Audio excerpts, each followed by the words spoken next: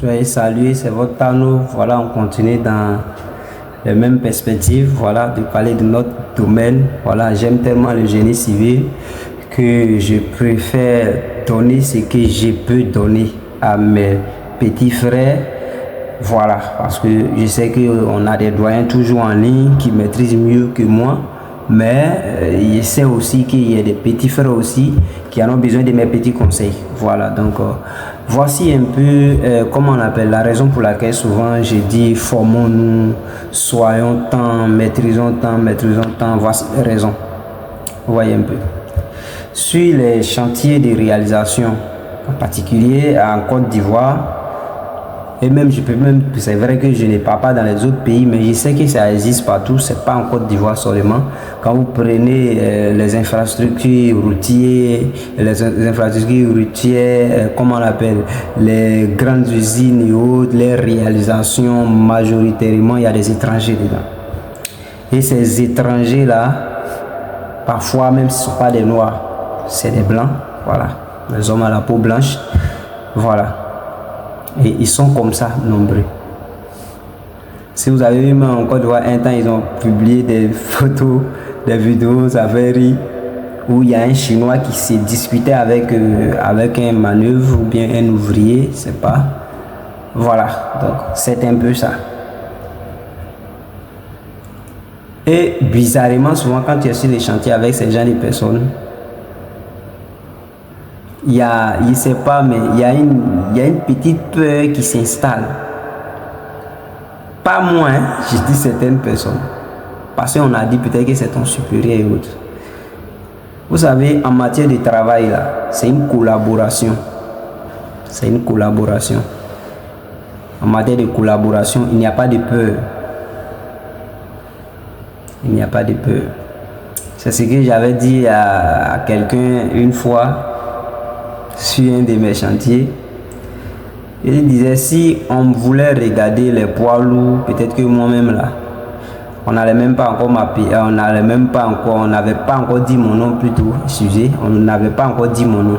Parce que moi j'ai quelle force. Si on voulait regarder cheveux blancs aussi, voici la tête, on n'allait pas m'appeler ici. Mais c'est quelque chose qu'ils ont regardé et puis aujourd'hui je me retrouve sur le même terrain que toi. Ce qui veut dire que comme on le dit, 1 plus 1 égale à 2, mathématiquement parlant là. Ce qui veut dire que ce que tu connais là, même si c'est plus que moi, mais ça ne veut pas dire que pour moi là on doit ignorer. C'est parce que pour moi là il y a force dedans aussi. Donc ça peut être vice versa. Ça peut être vrai même que peut-être c'est parce que pour moi là il est fort que pour toi qu'on se retrouve ici. Ou bien c'est parce qu'ils ont besoin de pour moi et pour toi aussi, les deux associés que nous sommes là. Vous voyez un peu. J'ai eu à dire ça à un aîné parce que à chaque fois que tu donnes tes méthodes, souvent on banalise, après ça vous rattrape. On banalise, après ça vous rattrape. Et quand c'est comme ça, on s'impose. De manière technique, c'est pas là. De manière technique. Voilà. Donc c'est ce qui arrive souvent sur les chantiers où ces hommes à la peau blanche là sont. Mais remarquez quelque chose chez ceux-là. C'est les gens. Souvent, ils parlent peu, ils parlent pas beaucoup sur les chantiers. Mais ce n'est pas parce que ils ne comprennent pas le français. Parfois, ils comprennent très bien ces semblants ils font. Tout ce que vous dites, ils comprennent. Parce que normalement, techniquement, même là, ceux-mêmes qui maîtrisent la matière, même, c'est-à-dire ceux qui maîtrisent le domaine, raison pour laquelle ils se sont déplacés là, majoritairement, ils comprennent français. Quand tu t'en travailles dans un pays africain où on parle français là, on vous donne des cours avant de venir. Au cas contraire en anglais. Je dis bien ceux qui les ingénieurs, les techniciens, sûrs, qui sont étrangers, qui sont sur les chantiers là. Majoritairement avant de sauter là, il y a au moins une langue qu'ils apprennent avant de venir. Mais si vous avez remarqué, il y en a là, ils parlent peu. Tout simplement. Quand vous êtes dans une classe et puis un professeur vous posez toutes sortes de questions, c'est-à-dire il y a des questions, dès qu'on pose là, il s'énerve. Si on rentre bien dans les détails, c'est un professeur qui comprend. C'est-à-dire lui-même son cours là, il n'arrive pas à expliquer, même s'il comprend, mais l'explication lui manque. Sinon, quand on comprend le cours, on donne le cours, même souvent même on déborde. On répond à toutes sortes de questions bêtises. Vous voyez un peu. Parce que tu maîtrises, tu te sens tellement à l'aise dans la chose. Mais cela parle peu parce que majoritairement, ils ne maîtrisent pas le boulot. Ce que vous le voyez là, majoritairement, ils ne maîtrisent pas. C'est pourquoi ils parlent peu. Il y en a là, c'est les premières fois d'être sur chantier, tu le vois, ils croisent des mains comme ça derrière. Et puis ils se promènent derrière vous. Il est blanc, c'est pour eux le chantier, c'est pour eux le marché. Donc ils se comportent ainsi. Et parfois vous avez peur. C'est la raison pour laquelle je parle de formation à tout moment. Parce que quand tu te formes et que tu as la tête haute, tu connais ton travail, c'est pas, on est sur un chantier, c'est technique, ce n'est ni une affaire de couleur de peau, ni une affaire de c'est toi qui es chef, non. On dit de trouver une technique pour faire tel boulot.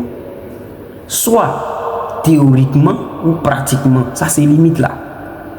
Il n'y a pas de peur à avoir là. Mais quand tu connais c'est-à-dire tes manques, toi-même, tu as des manques personnels et que parfois tu refuses qu'on découvre pour que tu puisses avoir honte. Quand c'est comme ça, quand le patron apparaît, tu as peur. Ou bien quand on te dit, oui, voici les blancs, il est arrivé, cette histoire des blancs là, le chinois, il arrive, tu vois. Même cela même est remarqué, hein, sur les chantiers, parfois même là, nous-mêmes, entre nous noirs, quand les ouvriers ou bien les malheureux nous voient, ils s'en foutent. Mais attends, un chinois va apparaître, ils vont fuir comme ça pour aller soulever les pelles, les pioches pour travailler. Vous voyez un peu. Mais tout ça là, moi je pense que c'est une question de maîtrise de ce que tu sais faire. Ce n'est pas par là. Parce qu'il y a les gens qui veulent forcément sur les chantiers, ils veulent forcément s'imposer, faire les... Non, non, ce n'est pas par là. De manière de manière professionnelle, ce n'est pas par là. Tu t'imposes techniquement parlant. Quand tu donnes une méthode, c'est pourquoi je dis maîtrise les bureaux et les chantiers. Quand tu donnes une méthode, tu expliques de telle sorte que c'est lui-même qui ne comprend pas. C'est que tu entends tellement que tu expliques beaucoup, soit il arrive à comprendre, ou bien il arrive à dire, s'il parle beaucoup, c'est que c'est parce qu'il ne comprend pas ce qu'il dit là. Peut-être que c'est parce que je ne connais pas, c'est parce que je suis pas là à l'école que je ne comprends pas. Mais entre eux techniciens ou bien entre eux ingénieurs, ce qui est en train de se dire là, il me semble que le petit là, ou bien le vieux là a raison. Vous voyez un peu. Donc, voici cette manière de vous imposer un peu dans le travail. Je n'ai pas dit de faire palabre. De manière technique, vos propositions doivent être très pertinentes. Voilà. Quand on passe à la pratique, ça ne passe pas par la théorie, on explique, vous allez voir que vous allez vous comprendre.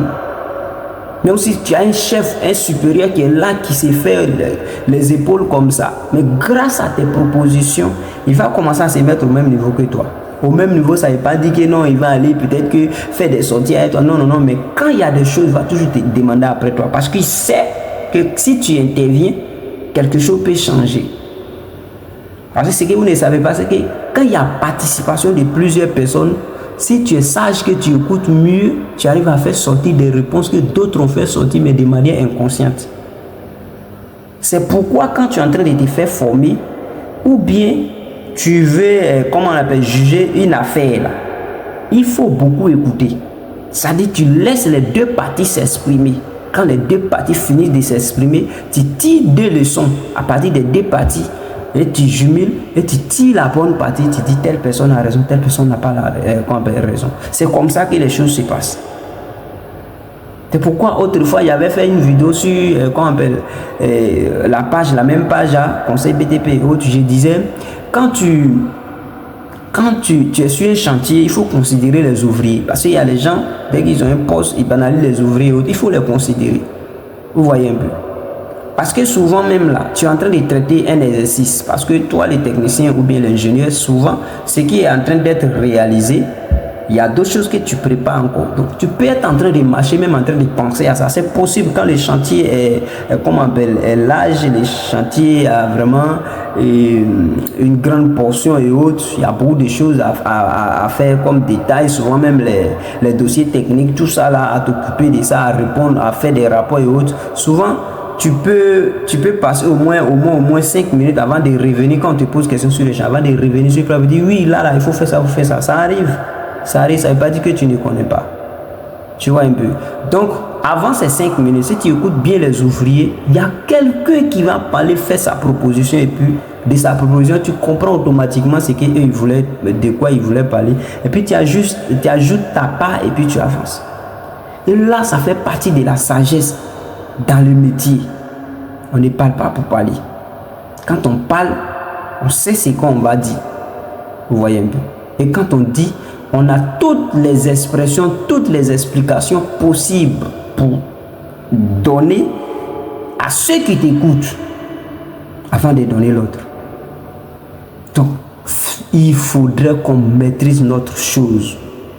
Parce que ces étrangers-là, même si je ne me trompe pas, il paraît même qu'il y a des gens, je ne sais pas si c'est vrai, mais on dit qu'il y a des trucs, il y a des prisonniers dedans. Ça dit le gars, il est là-bas, il est parti en prison. Sa punition, là, ça dit sa peine, là. C'est ça, il vient épuiser ça ici. Il vient épuiser ça en train de crier sur l'enfant des gens ici. En train de crier sur les gens qui sont là, le conjugal. Et quand toi-même passes, toi-même tu ne maîtrises pas ton boulot, tu es obligé de trembler devant. Hey, vraiment, vraiment de grâce. Soyons forts. Soyons puissants. Là où nous nous trouvons. Les constructions qui sont réalisées en Côte d'Ivoire, je connais des ingénieurs très puissants qui sont en bas, même si c'est le nom d'autres personnes qui sortent. Même si c'est le nom de d'autres personnes, d'autres ingénieurs étrangers qui sortent, c'est pas grave. Mais je sais que nous, notre génération, là, on peut s'imposer de telle sorte que on fasse quelque chose puis on dit voici tel, comment on appelle, telle équipe ou bien tel groupe, c'est possible, c'est possible. Voilà.